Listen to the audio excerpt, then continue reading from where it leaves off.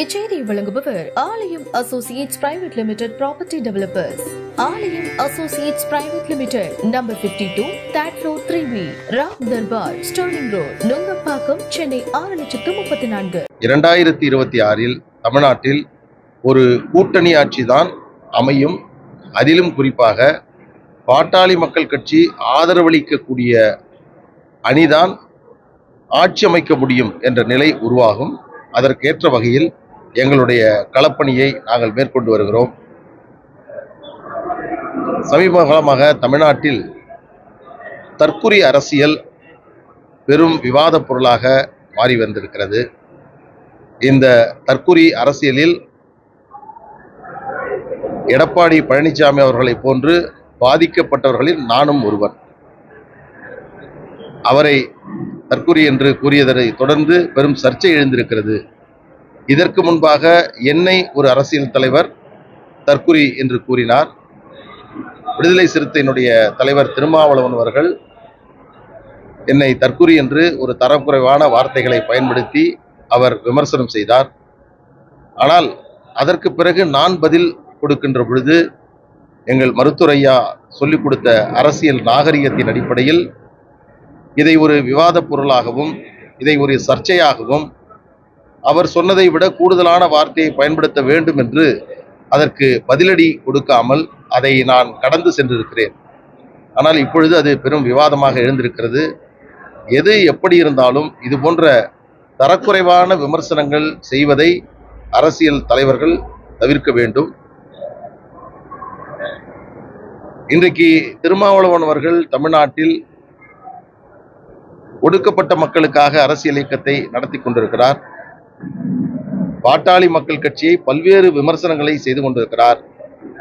நான் திருமாவளவன் அவர்களை பார்த்து உங்கள் மூலமாக கேட்பது என்னவென்று சொன்னால், பாட்டாளி மக்கள் கட்சி அரசியல் இயக்கம் தோற்றுவிக்கப்பட்ட பிறகு மிக பிற்படுத்தப்பட்ட பிரிவினருக்கு 20 விழுக்காடு இடஒதுக்கீட்டை பெற்றுத் தந்திருக்கிறோம். தேசிய அளவில் 27 விழுக்காடு இதர பிற்படுத்தப்பட்ட பிரிவினருக்கு இடஒதுக்கீடு கொடுக்கப்பட்டிருக்கிறது. இஸ்லாமியர் சமுதாயத்திற்கு 3.5% இடஒதுக்கீடு மருத்துவர் ஐயா அவர்களுடைய போராட்டத்தினால் கொடுக்கப்பட்டிருக்கிறது. அருந்ததியர்களுக்கு தாழ்த்தப்பட்ட சமூகத்திலிருந்து 3 விழுக்காடு பிரித்து தனி உள் ஒதுக்கீடு வழங்கப்பட்டிருக்கிறது.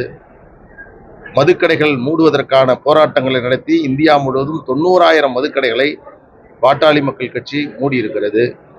இப்படி பாட்டாளி மக்கள் கட்சி அரசியல் இயக்கமாக உருவெடுத்ததற்கு பிறகு சட்டமன்றம், நாடாளுமன்றம், மத்திய அமைச்சரவை என்ற பதவிகள் இடம்பெற்றாலும் கூட மக்களுக்கு தேவையான பணிகளை நாங்கள் இவற்றை நிறைவேற்றி இருக்கிறோம்.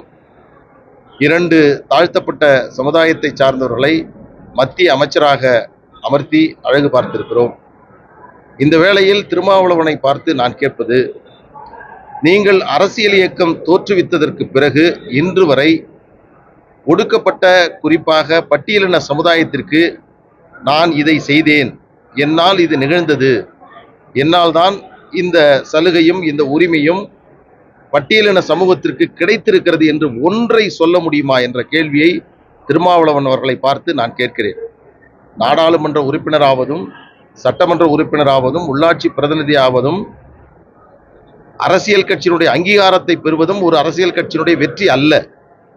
எந்த இனத்திற்காக, எந்த மக்களுக்காக நாம் இயக்கம் நடத்துகிறோமோ அந்த மக்களுக்கு உரிய உரிமையை, அரசியல் ரீதியான உரிமையை பெற்றுத் தருவதுதான் ஒரு சிறந்த சமூக நீதி கொள்கையாக இருக்கும். அதை அண்ணல் அம்பேத்கர், தந்தை பெரியார், காரல் மார்க்ஸ் வழியில் பாட்டாளி மக்கள் கட்சி நாங்கள் இதை நிகழ்த்தி கொண்டிருக்கிறோம். சமீபத்தில் கூட திருமாவளவன் தன்னுடைய பிறந்தநாள் விழாவில் அருவருக்கத்தக்க வகையில் எங்கள் மருத்துவர் ஐயா அவர்களை பற்றியும் பாட்டாளி மக்கள் கட்சியை பற்றியும் மிகவும் தரம் தாழ்ந்த கவிதையை பாடி அதை ரசித்து சிலாகித்து கொண்டிருந்தார். ஆனால் இது போன்ற பிறந்தநாள் விழாக்களில் எங்கள் கட்சியினுடைய நிறுவனர் மருத்துவர் ஐயா அவர்கள் தன்னுடைய 86வது பிறந்த நாளை ஒரு 2 வாரங்களுக்கு முன்பாக கொண்டாடினார். 86 மரக்கன்றுகளை நட்டார். அதே போன்று 6 கவிஞர்களை அழைத்து பாட்டாளி மக்கள் கட்சியினுடைய கொள்கைகளை கவிதையாக வடிக்க சொன்னார்.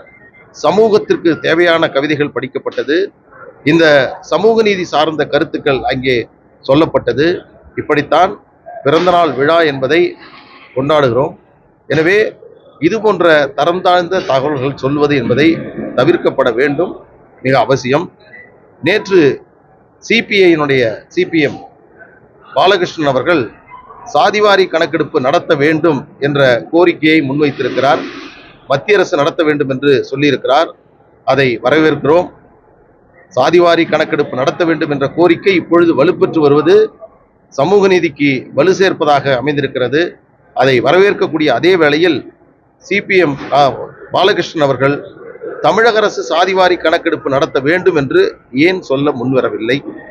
தமிழக அரசு சாதிவாரி கணக்கெடுப்பு நடத்தப்படவில்லை என்றால் 69 விழுக்காடு இடஒதுக்கீட்டிற்கு பெரும் ஆபத்து என்று இருக்கக்கூடிய நிலையில் அதற்காக ஏன் அவர் குரல் கொடுக்கவில்லை என்பதை உங்கள் மூலமாக கேள்வி எழுப்புகிறேன்.